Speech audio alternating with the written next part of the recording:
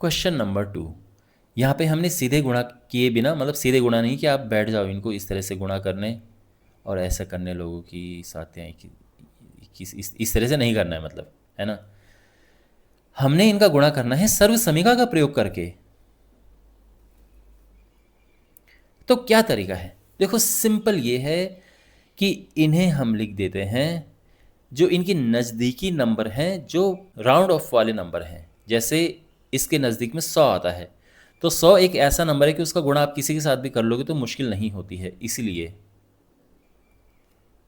ऐसे ही ये 100 + 7 हो जाएगा, बीच में गुणा का चिन्ह लगा देते हैं, 100 + 7। तो इसको हमने ऐसे लिख दिया है, ठीक है यहाँ तक। अब आगे क्या? अब देखो फॉर्म कौन सी बन रही है यहाँ पे। तो यहाँ पे जो फॉर्म बन रही है ये एक जैसे हैं और ये अलग अलग है।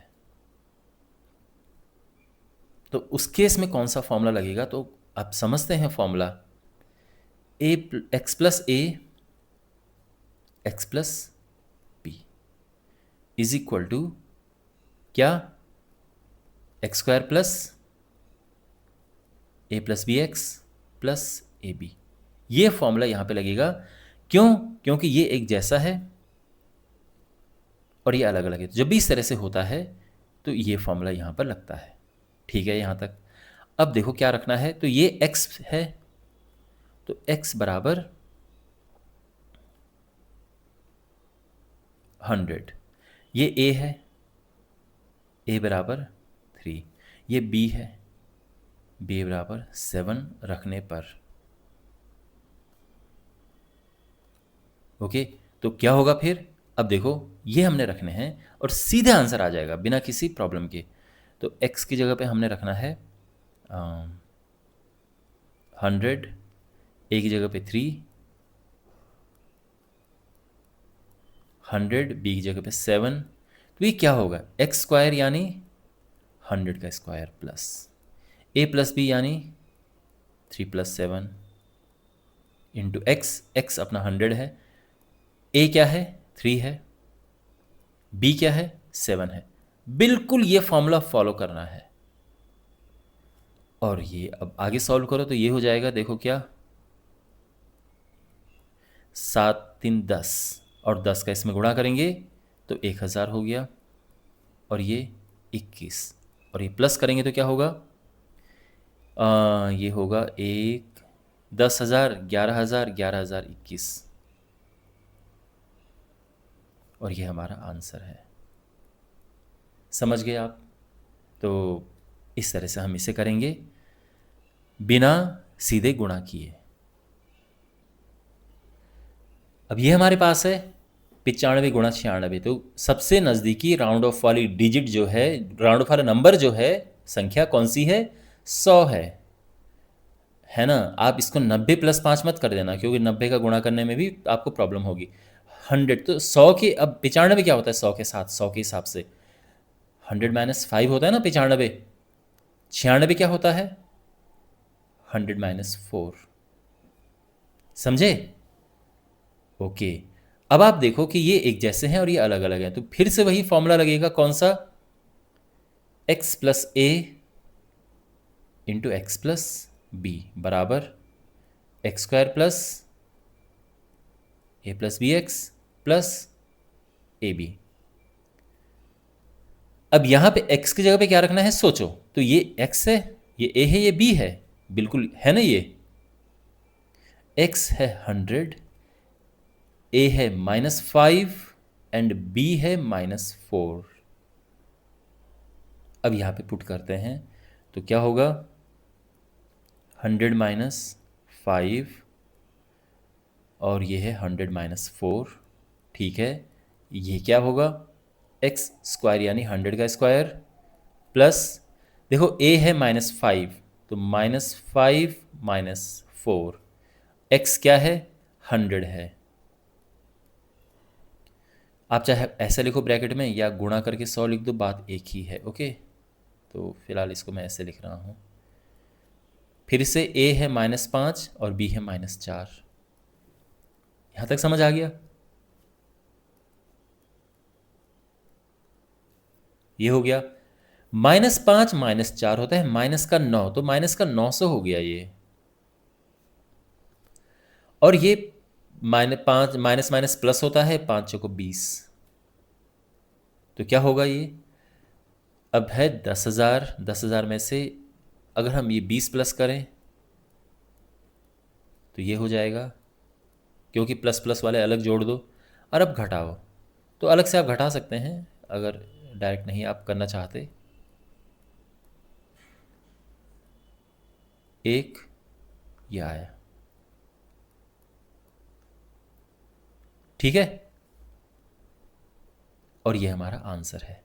यहाँ पे अगर आपको डायरेक्ट करना है, बाय द वे, मतलब हो सकता है कि कुछ स्टूडेंट्स कह रहे हो कि क्या हम डायरेक्ट कर सकते हैं, तो अगर आप करना चाहो तो कर दो। बस यहाँ पे ये जो फॉर्मूला है ये इस तरह से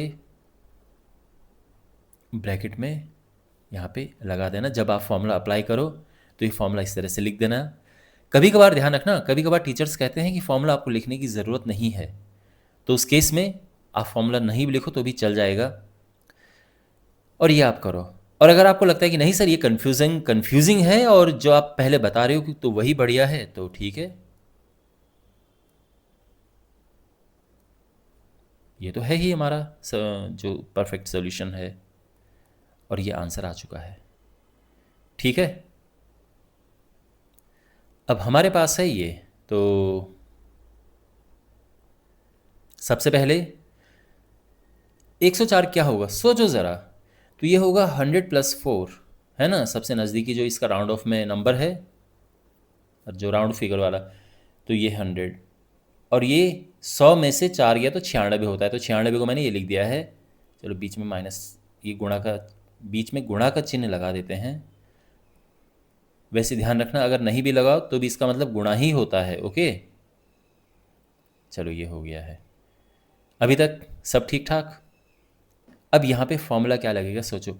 अब यहाँ पे क्या है कि ये एक जैसे हैं और ये एक जैसे हैं, सेम चीज़ें हैं, बस एक बार प्लस एक बार माइनस है, तो क्या फॉर्मूला लगेगा? तो आप जानते हैं जब सेम चीज़ें एक बार प्लस एक बार माइनस हो,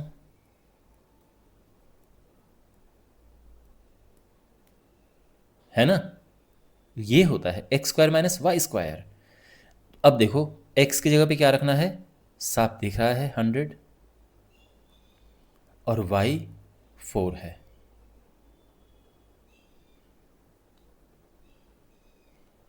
तो क्या होगा, x 100 है, ध्यान रखना, तो 100 प्लस और y 4 है, मतलब ये पुट करेंगे यही आएगा, ये वापस रखिए। अब यहाँ देखो, तो x की जगह पे 100 है, तो ये 100 का स्क्वायर, ध्यान रखना बिना ब्रैकेट भी आप यूज़ कर सकते हैं क्योंकि इसमें कोई माइनस नहीं है, तो आप ऐसे लिखो या बिना ब्रैकेट लगाए लिखो, बात एक ही है। और y 4 है, तो ये हो गया इस तरह से 16, और यहाँ पे 9 9 8 4, और ये है हमारा आंसर, ठीक है। तो मुझे उम्मीद है कि आपको ये समझ आया होगा प्रॉपर तरीके से। और लेकिन जैसे मैं कह रहा हूँ, अगर आपको ये डायरेक्ट करना है, देखो ये वाला तो डायरेक्ट आराम से हो जाता है क्योंकि इसमें इतना मुश्किल नहीं है। अगर आपको ये दिखे कि भाई सेम चीज़ें एक बार प्लस और एक बार माइनस हो रही हैं, तो सीधा लिखो इज इक्वल टू, पहले का स्क्वायर करो माइनस करके दूसरे का स्क्वायर कर दो सीधा, ठीक है। तो आप चाहो तो यहाँ पे आप इस तरह से भी लिख सकते थे कि जैसे आपके पास एक क्वेश्चन है, तो 104 × 96 बराबर ये और बराबर ये सीधा, और ये आंसर, ठीक है।